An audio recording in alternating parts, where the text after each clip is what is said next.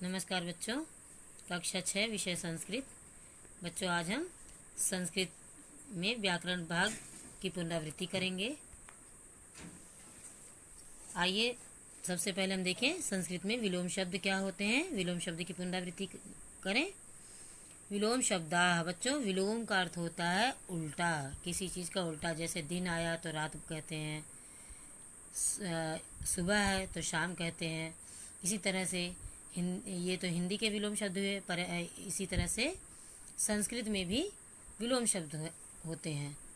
तो आज हम उसी की पुनरावृत्ति करेंगे। आइए देखें पहला शब्द आरंभः। आरंभः यानी शुरुआत। इसका उल्टा क्या हुआ? अंतः, अंत। उपरि, उपरि का अर्थ है ऊपर। अधः, अधः का अर्थ हो गया नीचे। उष्णः, गरम है इसका अर्थ। शीतला, ठंडा, ठंडा इसका अर्थ हुआ। रुग्णा, रोगी। स्वस्था, स्वस्थ।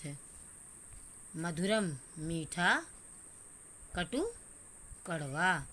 तो आप देख रहे हैं विलोम शब्द को ही बच्चों हम विपरीतार्थक शब्द भी कहते हैं। अगला शब्द है मित्रम। मित्र, इसका उल्टा क्या हुआ? शत्रु, शत्रु, दुश्मन। प्राचीनम, पुराना। नवीनम का अर्थ है नया। तो हो रहा है ना विपरीत। भूमि, भूमि का उल्टा क्या हुआ? आकाशा, आकाश। अगला शब्द है प्रियम, प्रिय। अप्रियम, अप्रिय। प्रिय मतलब जो अच्छा लगे और अप्रिय मतलब जो अच्छा ना लगे। अगला शब्द है भयः। भय का अर्थ है डर और निर्भय का अर्थ है निडर। तो आपने देखा इन शब्दों को संस्कृत में किस तरह से बोला जाता है कि विलोम शब्द को, किसी भी शब्द का विलोम शब्द हो बच्चों, उसको संस्कृत में जिस तरह से मैंने अभी आपको बताया इसी तरह से लिखा और बोला जाता है। तो आशा करती हूँ आपको विलोम शब्द समझ में आया होगा। आइए पर्यायवाची शब्द देखें। पर्यायवाची शब्द बच्चों, जैसा कि मैंने पहले भी बताया है, पर्यायवाची शब्द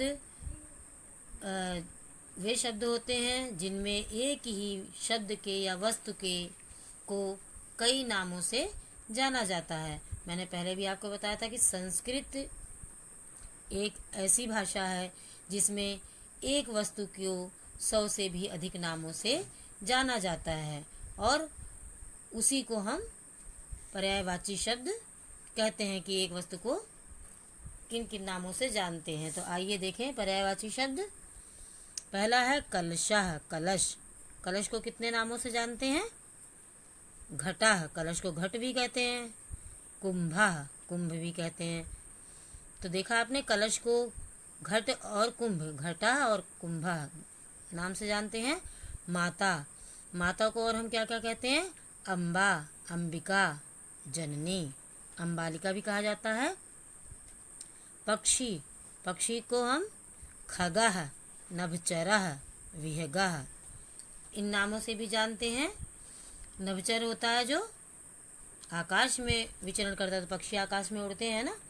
तो आपने देखा कि हम पक्षी अगर खग दे दें, आपको खगा शब्द दे दें, किसका पर्यायवाची शब्द लिखो, तो आप उसमें पक्षी भी लिख सकते हैं, नभचरा भी लिख सकते हैं, विहगा भी लिख सकते हैं। इसी तरह से आपको इनमें से एक शब्द कोई सा भी दे दिया जाए किसका पर्यायवाची शब्द लिखिए, तो आप इसके सामने इन तीनों शब्दों के, जैसे पक्षी, खगा, नभचरा, ये शब्द दे सकते हैं। और विहगा का पर्यायवाची पूछा गया है, तो आप इस तरह से आपने देखा कि पक्षी को हम कितने नामों से जानते हैं। अगला शब्द है बच्चों पर्वतः। आइए बच्चों अब देखें पर्वत को किन किन नामों से जानते हैं। पर्वत, पर्वतः, पर्वतः का पर्यायवाची क्या है? अचलः, गिरिः, नगः, सूर्यः। सूर्य को और किन किन नामों से जानते हैं? आइए देखें पर्यायवाची शब्द। सूर्य का पर्यायवाची शब्द दिनेश, दिनेशः, दिवाकरः, आदित्यः। मित्रम, मित्रम का पर्यायवाची शब्द है बंधु, सखा, सहचरः। विद्यार्थी, विद्यार्थी के लिए और पर्यायवाची शब्द हैं विद्यार्थी को और हम क्या क्या कहते हैं?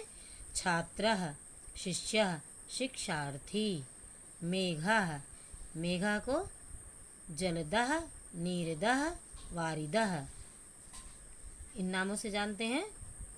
रात्रि, रात्रि को हम और क्या कहते हैं? निशा, रजनी, शर्वरी।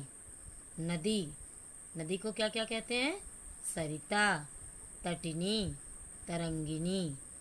चक्षुः, चक्षु का मतलब होता है बच्चों आँख।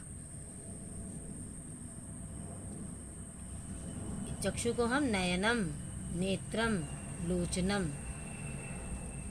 भी कहते हैं। रिपु, रिपु का अर्थ होता है शत्रु। तो किन किन किन नामों से जानते हैं? प्रतिपक्षी, वैरी, शत्रु। तो बच्चों आपने देखा कि एक एक शब्द के तीन तीन नाम यहाँ पर लिखे हुए हैं। इन तीनों नामों में से कोई भी शब्द आपके सामने आ जाए, जैसे आपको दे दिया जाए कि सरिता का पर्यायवाची शब्द लिखिए, तो आप नदी, तटनी, तरंगिनी ये शब्द लिख सकते हैं। आपको दे दे कि नेत्रम का पर्यायवाची शब्द लिखिए, तो आप चक्षु, नयनम, लोचनम लिख सकते हैं। तो इसी तरह से बच्चों आप पर्यायवाची शब्द लिख सकते हैं।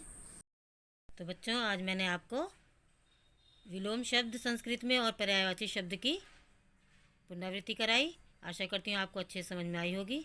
आप इस कार्य को अपनी कॉपी में लिखेंगे और साथ साथ याद भी करते रहें, जिससे आपको अच्छे से याद हो जाए और पेपर देने में कोई दिक्कत ना आए। इसी उम्मीद के साथ कि आपको समझ में आया होगा। धन्यवाद।